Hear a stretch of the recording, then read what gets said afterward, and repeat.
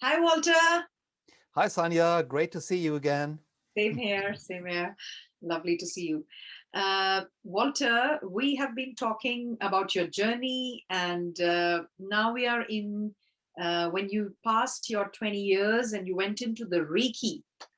Um, so, before I talk about you, I welcome you to the Heart Talks. We are discussing your life, your journey, and how you've been, how what you've done in your life. So interesting, and you're also, you're a multi-varied kind of a person, and Mhm. Reiki is one of the things that you really worked in deep, one of the many things. Yes, So since you were 20 and you went into the Reiki class and you felt that it wasn't something which you learned something, but it was something more you were looking for. So absolutely. Yeah. yeah, so what was that which didn't gel with you? Well, yeah, I got the first Reiki training, Reiki 1 class when I was 27 in April. And it turned out to be a great event and it changed my life. So I understood and experienced the power of Reiki as an energy. And at the same time, I was well aware of the many shortcomings of the trainings. So I had a lot of luck because my master tried the best she could. So she really stuck to what she has learned, and she was trained by two masters, and one of them was really interested in doing things which worked out in a spiritual healing practice. So she was um, doing Reiki for helping people. Not everybody was doing that at the time. Some were just, saying, yeah, you got the initiations and it will change your life, and you don't have to do anything, and Reiki will do everything, and so on. And that's wrong. It's just a lie. And my master was more realistic. She was also a naturopathic doctor. There's a special training in Germany which you can have, where you don't go for a medical doctor, but for a Heilpraktiker. That means naturopathic doctor. And she had background also in other spiritual topics.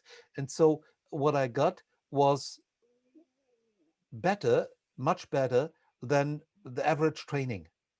On the other hand, much of what I heard did not really match with my experience from martial arts. So I had much experience in Shotokan karate, in judo, aikido, and other martial art systems. And these people, they were not like hiding things and being very much about not reading, don't read and don't make books, and it's a secret here and the secret there. And that's what I heard with Reiki. And I didn't know things like this in Japan from Japanese people. I have not been to Japan at that time, but I knew a lot of people from Japan and people who had stayed there, and they told me different. They said, well, of course, there are things which you don't learn when you go there first time, but this is not a secret. It's just not the time to study it because you're not there. It's like when you go to get an academic degree and you are in the first run, first year. You will not be taught things like 5 years later because you won't understand them. This is something I absolutely get. So some of the stories also seem to me like, a Christmas carol.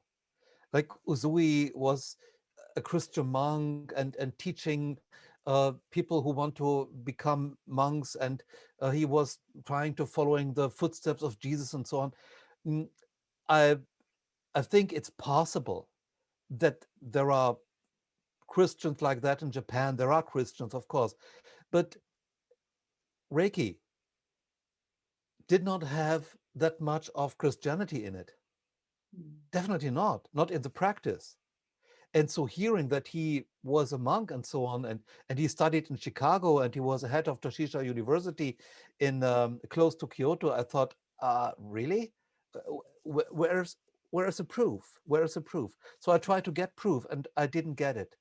And when I was at the gatherings of the masters who were since 10 years or more with Reiki, and teaching students, and being kind of fundamental to the international Reiki community at that time, the 80s, they didn't have any answers. It was just the stuff which you hear from people who don't know, like, yeah, you find the answer within yourself, and just let it be like that, and just listen to your heart, and this kind of stuff, which you tell people if in fact you have no idea, and you don't want to tell that you have no idea. So this sounds spiritual, but it is not spiritual. When you are studying with a spiritual teacher, the teacher will guide you, will give you examples, will give you theoretical explanations, will help you to gather experience and understand the experience. And this just wasn't there. And after some time, when I taught classes, I more and more understood that I was not at the right place in this international organization, this Reiki organization. When I started to work as a teacher for Reiki, I thought it's a good idea to be part of an association, so you have like-minded people, a peer group, can exchange. I knew this from martial arts, and I thought that's a really good idea. But then I understood that they didn't want any exchange; they just wanted to say that everything's great, and there was no discussion, there was no question and answer, and there was no real spiritual teacher-student relationship. And so in the midst of the 90s, when I had already written three books about Reiki, I think four books, um, I got a letter.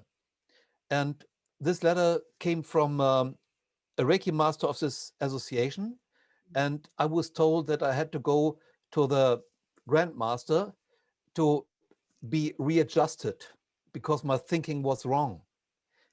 And the lady claimed that she never read a book of mine, because you don't read books about Reiki and you don't write books about Reiki. And she had never met a student of mine, because my classes must be awful, so she doesn't want to have any contact. And she didn't know me, and she doesn't want to know me. She just told me I had to go to the grandmaster and get my fresh up, whatever. And I thought, this sounds like, deep church. This is not what I want. So I quit my membership there, and thought it's better that I walk my own path, because this is not really me.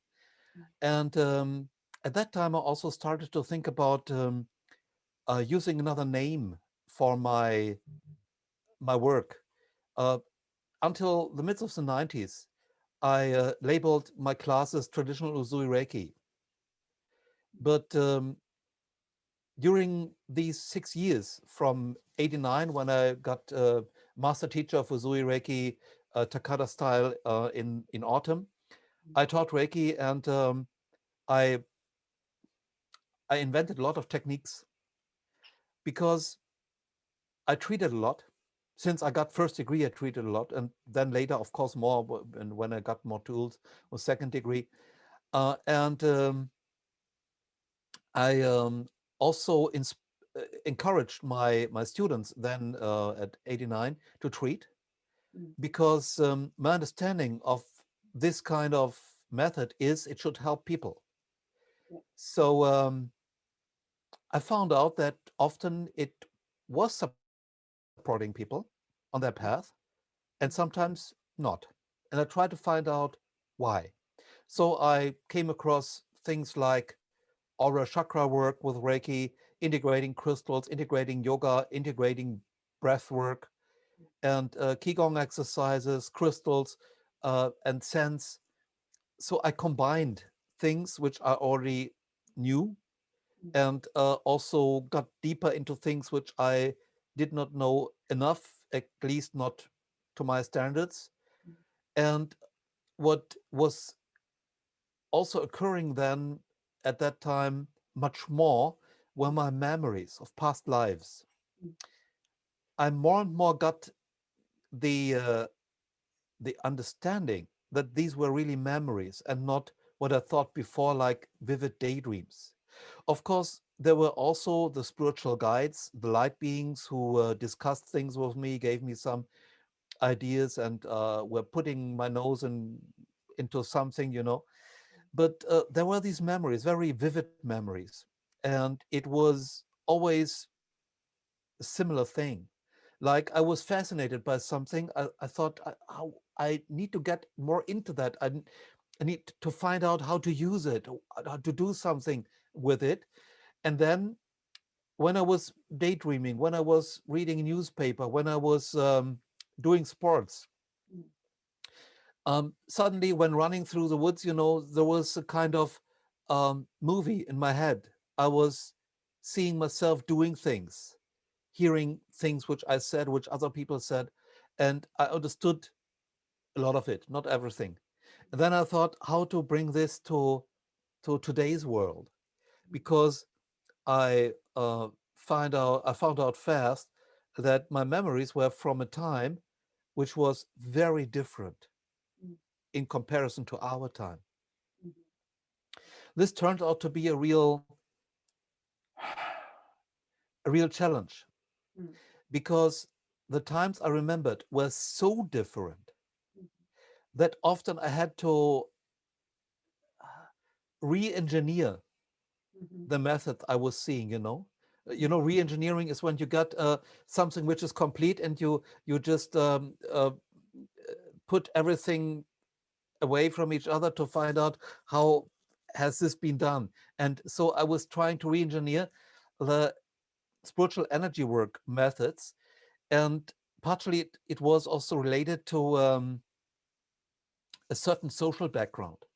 mm, And I started to write down things about my memories and bring things together. Then I think it was already 89 or maybe 1990. I think it's 1990 it was, uh, when a late friend of mine, Elke Erdmann, who gave classes with spiritual healing, with colors, and guided meditations, and also um, group events where you go into former lives. mhm, I was organizing a class for her, mhm, and we were really fast going through the different guided meditations. And so we had Sunday afternoon. We didn't have anything to do anymore. So she said, "Well, I will give you a, a past life session as a group, and you see what was going on there." And I did that, and this was not my first time when I was going into former lives. I have done that with other methods, while I was never a fan of that. So it wasn't like I definitely wanted to know who I was. I have seen so much in the spiritual community that people wanted to know who they were. I'm what I'm now. And whatever I was in a former life, at the moment, I'm that. And mhm. if I was, I don't know, Tut Amun, or I was the king of Maya kingdom, it doesn't matter if today I'm living on social welfare. Yeah, Then I need to do something different if I want to go there again. exactly. So what I like when going back to former lives is that I understand some traits of my character, which I otherwise would find very odd. But um, so I was going back into a life in medieval France, in the Provence, southern France. Yeah. And I was a member of a spiritual community on a large farm, kind of farm. And we did something which later I labeled as three rays meditation. Mhm, And it was a very different way of life there in comparison to the area around. But the Provence was blessed at that time. Provence was a place where you had much more liberty, much more freedom in comparison to other parts of Europe. Not as good as in Spain. Spain was even way better. There was Islam there, but Islam at that time was extremely tolerant, very kind people. So historically, you cannot say that Islam is worse than Christianity. It, sometimes it's like this, sometimes it's like that. And what I found out is, if you want to understand a religion from your heart, then you will find a way to do so. Yeah. And if you don't want to understand it from the heart, you will also find a way to do so. Yes. So I don't think it's a religion, it's more what people want to make out of it. Yeah. So I have great respect for those who find a way to make something loving, something kind out of their religion. Well, and in this life, I also witnessed how troops from the Pope came, and they were destroying everything and torturing people, raping and killing. And I was able to run away, and I moved to a place in northern Italy and built myself a little cottage close to the beach, and lived from fishing and doing some craft with my hands, repairing uh, clothes and repairing fisher nets and so on. And I didn't dare to uh, to teach what I have done before, or to practice, because I thought they will find me. It was so cruel. It was so absolutely horrific, which I saw then. Uh, what the people from the Pope did, and there were these monks coming with the soldiers, and they blessed them when they were killing and raping and torturing. And I thought, how can they do something like that? How is it possible that they say we give the religion of peace and love, and what they do is that, you know? So when I came back from this uh, journey into a former life, I was a little bit puzzled. Mm.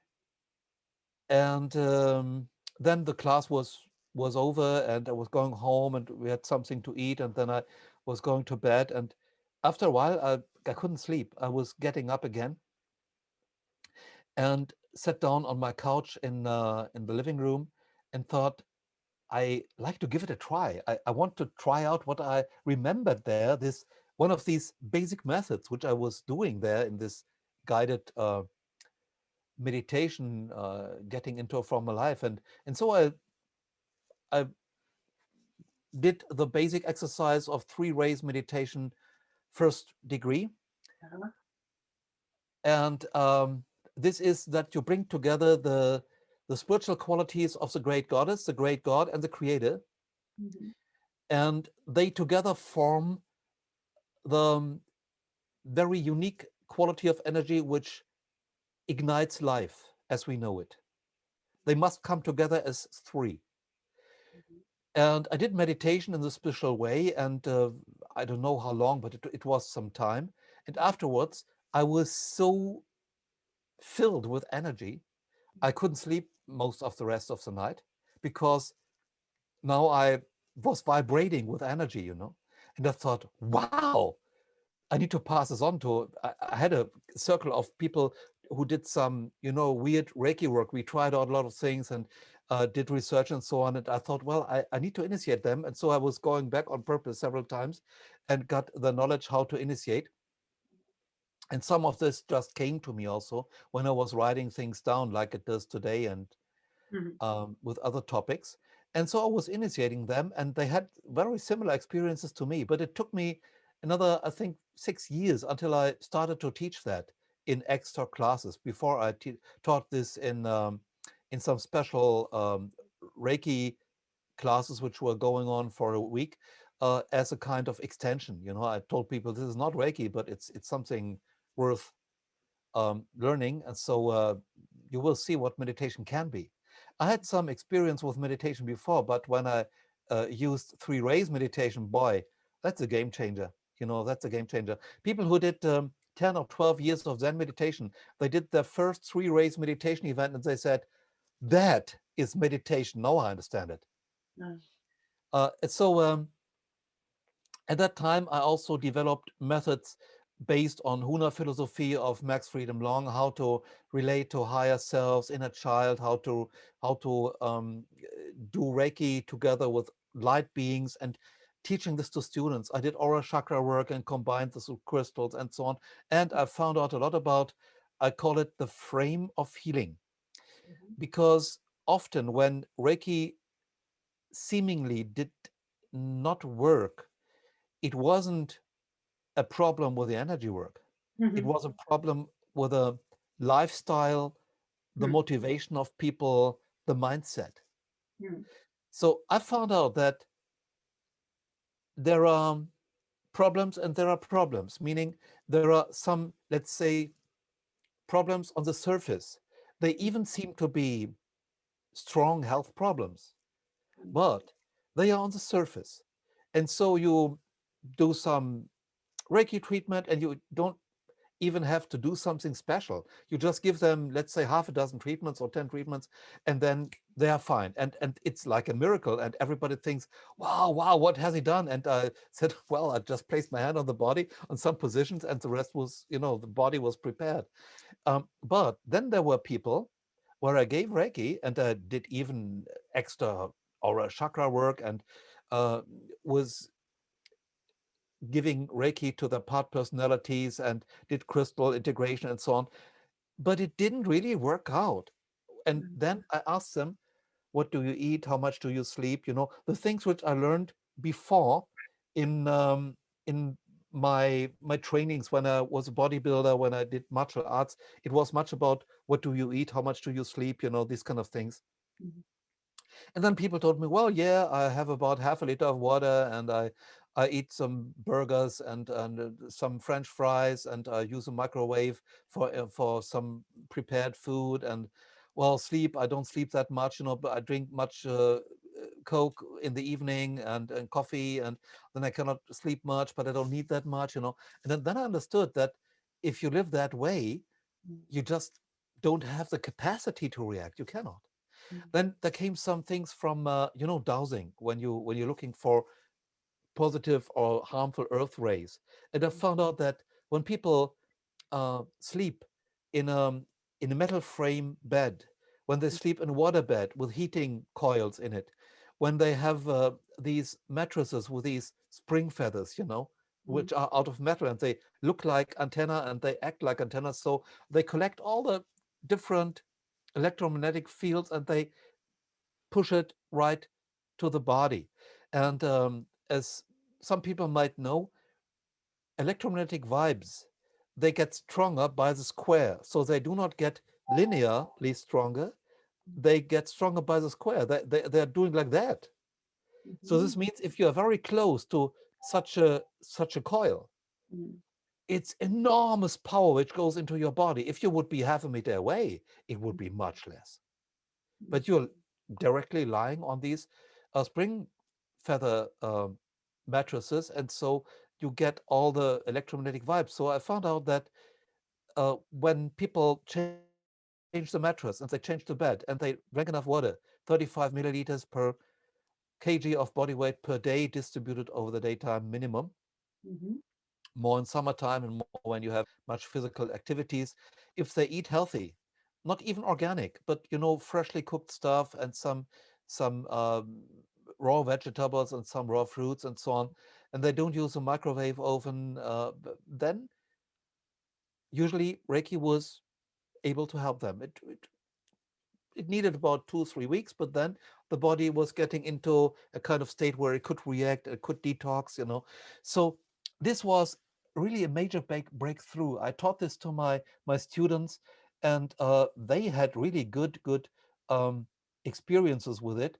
But at that time in the Reiki community, it was like, you just need to use the energy and everything go by itself. But that was not what I knew from yoga, from Qigong, from Ayurveda, from traditional Chinese medicine. They told you it's important what you eat and what you drink and that you sleep and that there's a rhythm in your life and there's balance in your life. So what I also found out is when people have a negative mindset, and I do not refer to this as positive thinking, it is like um, they focus their mind on things which might go wrong or which go wrong. And they do not open up to the beauty around them, the beauty inside. Exactly. Instead, they treat themselves bad. They they use four-letter words for themselves. Mm. And then I thought, how could someone get healed spiritually if the person does not love himself or herself, even not in a, let's say, very basic way? Mm. And of course, we all have our shortcomings. We all have our weaknesses. We all cannot do certain things or find it hard, or that we try to be loving people, but we just fail sometimes. Yeah. But then we need to forgive. And so I was getting into the power of forgiving. And when I did that, and I tried very hard Mm. to find a method for forgiving, that Mm. was about in the midst of the 90s, I guess, if I remember right. And there wasn't anything. I was going to friends who studied psychology. I was reading in the books, and yes, there was forgiving mentioned, and that it's important that you should do that. But they didn't tell you how you could do that. Yeah. And of course, if I just say I forgive, this person, well, usually nothing happens. Yeah. You have this, you made that decision, but the rest of your mind doesn't follow. Yeah. I don't know whether you had some experience like that. I did. Yes, of course, of course. So you're coming somewhere. So how is it about forgiving them? Yeah. When I was really trying hard to find something, I remembered another part of three rays meditation, which is called Kanzeya Shaina, riding the winds of divine. And this is a whole meditation just about forgiving and cleansing of the heart, and inviting the goddess and her angels to help you to forgive. And then I taught my students this. And again, mind you, this is not Reiki. It is a different thing, but it's working together directly with the spiritual guides and the great goddess, the mother of life. And when you do this, the forgiving goes deep into your subconscious. It is not just, on the surface. So when people did this, they were able to let go. And I understood that forgiving is not done for the other person. It's not that I forgive my parents or someone who hurt me because of them, that they sleep better. I forgive so I sleep better. Mm. Whatever they want to do with their life is their stuff. I cannot do this for them. Mm. It's not that I want to behave negatively uh, to them. It's just that I understood you cannot fix that problem for another person. They have to do it. So this is not the Christian understanding of forgiving, where you forgive another person so the other person feels better. No, Right. I forgive that I feel better because the other person has to forgive himself or herself. I cannot do it. Even if I would want to, I cannot. So what I also understood is that forgiving is the start. So let's say the past before was something negative for you. To put it very simple, very basic. And when you forgive, it becomes neutral. But then, if you go one step further and you set free the power of gratefulness, that you that you allow yourself to be grateful for the hardship, for being hurt, understanding that this is a part why you became who you are, that you developed a certain potential, that you developed a certain strength, a wisdom, a kindness, instead of going further down the road, you were understanding, hey, no, no, no, no, I have to make a choice. I need to go there, I need to go towards the light. Uh, and then your past becomes positive, but you must develop the power of gratefulness for what has been done. Not because the other one was right. It's not about that, not at all. It could have happened in a different way, but it did not. So, what to do? You just acknowledge that it happened, Mm. and with energy work, which reaches deep down in your subconscious, you set free gratitude. You don't have to create gratitude. It's already there because a part of you knows. Mm. The part of you knows. You just need to open the gates, and gratitude can come out. And gratitude is, let's say, first of all, something emotional, pattern based, subconscious, and later it gets to the rational mind, so the rational mind can also understand it. And then you open up a treasure chamber when you allow yourself gratitude, because whatever you have lived through made you become that wise, strong person, that loving person which you are today. That's so important, I think. Very important. Walter, this was so wonderful. I can just listen to you hours and hours. This is such a, I mean, this is such a core and a very, very important topic, It is. especially this times of, pandemic, anxiety. People are suffering in different Oh yeah. levels, Oh yeah. and relational chaos and confusions, feeling of not being enough. Yeah. So I think the topic of forgiveness and gratitude are the very core topic, which I would like to continue again. Yes. Mm. And the three rays of meditation, it sounds like really like a candy. It's really interesting to go into deep in that. Mm. So I would just thank you for today.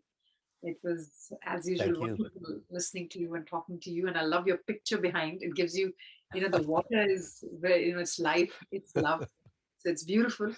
So thank you so much for today. And until Thank we you, meet Sanya. again, thank you. Okay. Bye bye. Thank you. Thank you.